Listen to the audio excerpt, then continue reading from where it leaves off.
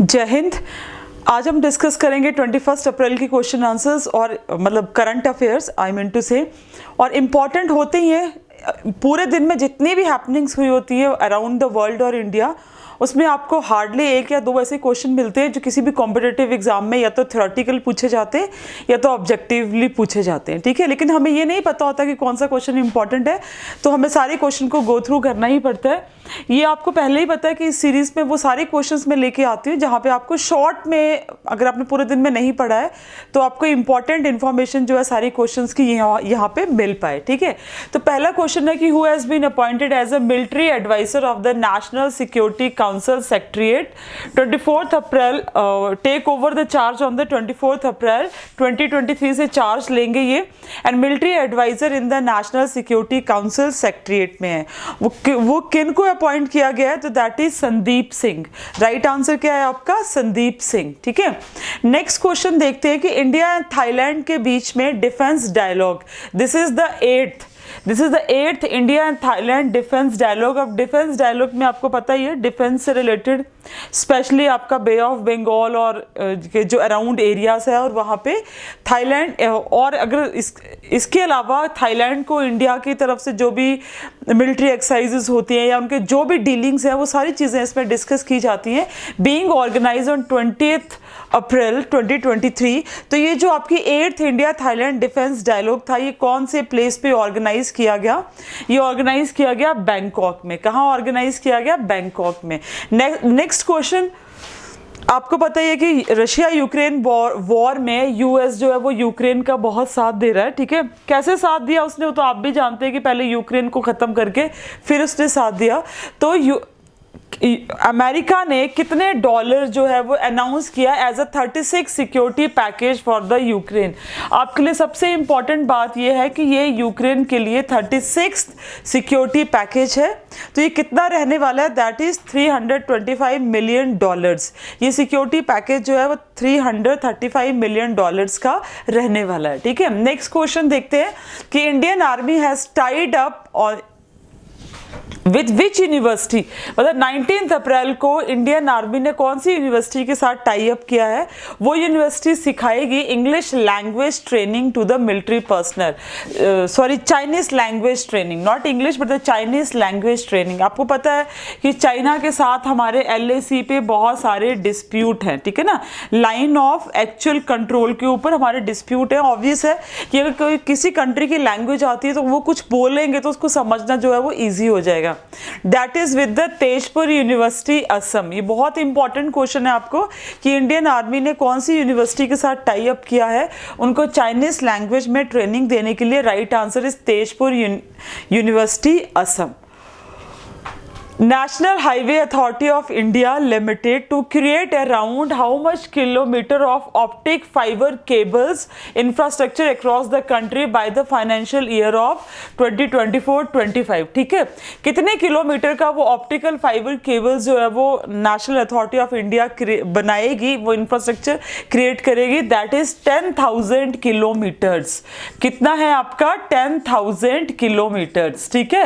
ये आप याद रखेंगे। This is the correct answer. बहुत इंपॉर्टेंट क्वेश्चन है ये भी आपके लिए। नेक्स्ट है नॉर्थ ईस्ट का मेघालय में सबसे बड़ा, नॉर्थ ईस्ट का आपने याद रखनी है, नॉर्थ ईस्ट का मेघालय, नॉर्थ ईस्ट का मेघालय में मतलब शिलोंग में सबसे बड़ा इंडोर स्टेडियम बनने जा रहा है, और नेक्स्ट इसका वर्क स्टार्ट हो चुका है और नेक्स्ट ईयर तक ये कंप्लीट हो सकता है। तो आपको ये क्वेश्चन भी एग्जामिनेशन में पूछा जा सकता है। द ग्रेट पर्सनालिटी हम सब जानते हैं सोनम वांगचू, बहुत इनके बारे में सुना है। लद्दाख को सेव करने के लिए इन्होंने जो काम किए हैं, लद्दाख की यूटी बनाने के लिए इन्होंने जो काम किए वो सराहनीय है।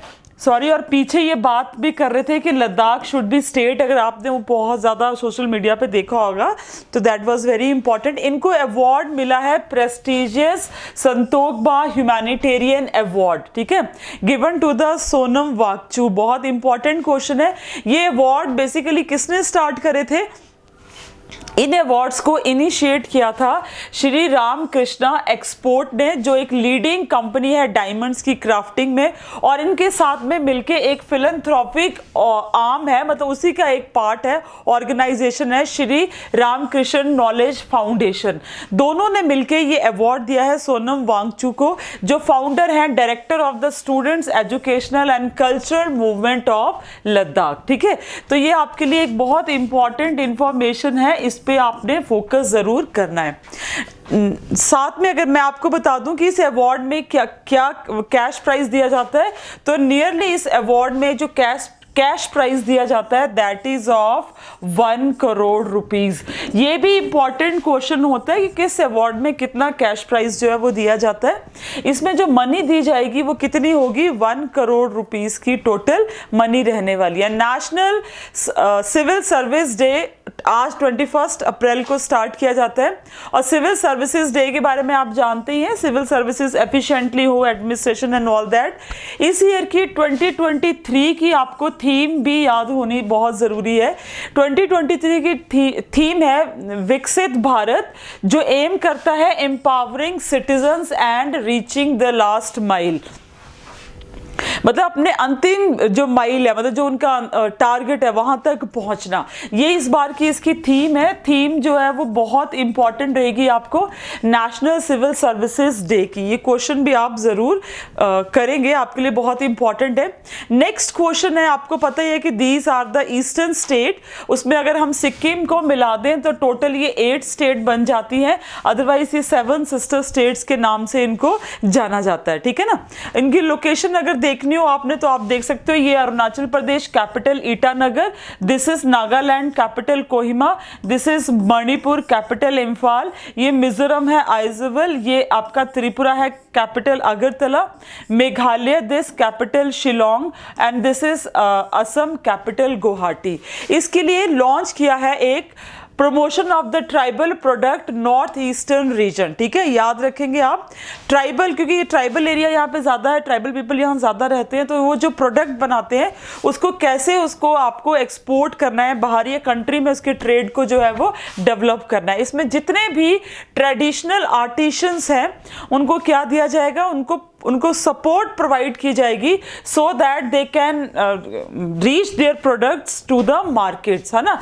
अपने प्रोडक्ट्स को वो कहाँ पे पहुँचा पाएँ, मार्केट तक पहुँचा पाएँ, ऐसी हेल्प उनको दी जाएगी। This is one of the important achievement, क्योंकि आपको पता ही है 5 डिकेड से, मतलब नियर अबाउट 50 ईयर से ये डिस्प्यूट जो था वो चल रहा था between the Arunachal Pradesh and Assam, और कल एक मेमोरेंडम ऑफ अंडरस्टैंडिंग होने से ये डिस्प्यूट कहीं ना कहीं खत्म हो गया है। तो असम की गवर्नमेंट और अरुणाचल प्रदेश की गवर्नमेंट दोनों ने होम मिनिस्टर अमित शाह के सामने ये मेमोरेंडम ऑफ अंडरस्टैंडिंग साइन किया है, और इस मेमोरेंडम ऑफ अंडरस्टैंडिंग में अगर आप देखें तो बहुत पुराना डिस्प्यूट जो कब से चल रहा था, जब से अरुणाचल प्रदेश 1972 में यूटी बनी थी और 1987 में क्या बनी थी, अरुणाचल प्रदेश स्टेट बनी थी। तो जब से अरुणाचल प्रदेश स्टेट बनी थी तभी से सेटलमेंट ऑफ 133 विलेजेस जो नियर अबाउट 12 डिस्ट्रिक्ट्स, ठीक है ना, जो कहाँ फैले थे दोनों के, मतलब दोनों स्टेट के मिला के 12 डिस्ट्रिक्ट्स में। तो ये डिस्प्यूट को सॉल्व करने का एक बहुत इंपॉर्टेंट इनिशिएटिव जो है वो आज हो गया है। वैसे 2022 से ही ये उन्होंने ये स्टार्ट कर दिया था कि हम ये डिस्प्यूट को खत्म करेंगे। अरुणाचल प्रदेश और असम टोटल बाउंड्री जो शेयर करता है दैट इज 804.1 किलोमीटर्स। ठीक है, तो this is one of the great achievement. Second भी आपके इलेक्शन कमीशन की एक बहुत बड़ी अचीवमेंट है, जिसमें इलेक्शन कमीशन ने पहली बार ये चीज इंट्रोड्यूस की है, vote from the home option in Karnataka assembly election, जिसमें नियर अबाउट 8,900 पर्सनल्स जो 80 ईयर से ऊपर है, ठीक है, उनको क्या दिया जाएगा, ये फैसिलिटी दी जाएगी कि वो घर से ही वोट डाले। What will be the provision, इसके बारे में तो अभी हम कह नहीं सकते कि कैसे प्रोविजन होगा, यहाँ पे इनके ऑफिशियल्स जाएंगे, उसके बाद जो है वो दिया जाएगा। 10 मई को यहाँ पे कर्नाटक में क्या होने हैं, इलेक्शंस जो है वो होने हैं। ठीक है, तो ये तो हमने देख लिया कितने पर्सन थे वो। इंडिया जो है वो एक मतलब ज्वाइंट मिलिट्री, नॉट ज्वाइंट, आप बोलते हैं multinational, multilateral military exercise में पार्टिसिपेट करने जा रहा है, ठीक है। And the name of the exercise is INIOCHOS 2023। और ये कहाँ पे ऑर्गेनाइज किया जाएगा? This is going to be organise in Greece. कहाँ पे ऑर्गेनाइज किया जाएगा? ग्रीस में ऑर्गेनाइज किया जाएगा, जिसमें इंडिया के मतलब जो ग्रीस का अगर आप बोले तो ग्रीस की जो एयर मतलब एयर फोर्स है उसको हम हेलेनिक एयर फोर्स के नाम से जानते हैं, ठीक है ना। तो ये मल्टीनेशनल एयर एक्सरसाइज होगी जिसको ग्रीस होस्ट करने वाला है फ्रॉम 24 अप्रैल टू 4 मई 2023 के बीच में, ठीक है। इसके बीच में इसको ये ऑर्गेनाइज करेगा, जिसमें इंडियन एयरवेज का सुकोई Su-30 MKI पार्टिसिपेट करेगा, साथ में ही इंडिया के 2 और एयरक्राफ्ट C-17 ये भी इसमें पार्टिसिपेट करेंगे। आपको ये भी याद रखना कि कभी कभी ऐसा भी क्वेश्चन पूछ लिया जाता है कि ये मिलिट्री एक्सरसाइज में कौन सी डेट से कौन सी डेट तक हुई, या कौन से इंडिया के एयरक्राफ्ट या जो भी उसमें कैरियर है उन्होंने इसमें पार्टिसिपेट किया, ठीक है। जो ग्रीस की आपकी जो हेलेनिक एयरवेज है ये 139 कंट्रीज में से 18 नंबर पे स्टैंड करती है, और नाटो कंट्रीज की जितनी भी नाटो कंट्रीज है 30 उनमें सबसे ज़्यादा स्ट्रॉन्ग मतलब लार्जेस्ट एयर फोर्स जो है वो ग्रीस की मानी जाती है, ठीक है। नेक्स्ट देखेंगे ये फेस्टिवल है जो नेपाल में ऑर्गेनाइज हुआ, ठीक है। And the name of the festival is Jitgadhi festival, जो बुटवाल डिस्ट्रिक्ट ऑफ कहाँ प्लेस जो आपका नेपाल में वहां पे ऑर्गेनाइज किया गया, ठीक है। ये फेस्टिवल बेसिकली मार्क करता है कि आपके नियर अबाउट 100 इयर्स बैक, आप ये समझ सकते हो, नियर अबाउट इन 1872 में यहाँ से ईस्ट इंडिया कंपनी को नेपाल आर्मी ने इसके जो फोर्ट था, ठीक है ना, जितगाड़ी फोर्ट से बाहर निकाल दिया था। इस विक्ट्री को सेलिब्रेट करने के लिए ये फेस्टिवल जो है वो हर साल क्या किया जाता है? सेलिब्रेट किया जाता है, ठीक है। तो ये आज के आपके इंपॉर्टेंट करंट अफेयर्स से जो हमने डिस्कस किए। परहैप्स आपके 1 या 2 ही इंपॉर्टेंट क्वेश्चन आपको लिखने होते हैं कॉपी में, कुछ पॉइंट्स।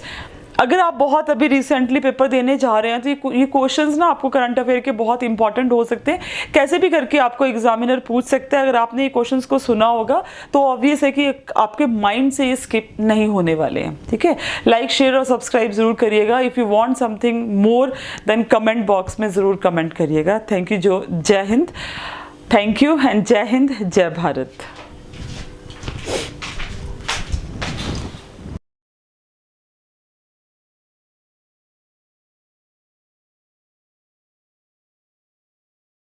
The questions.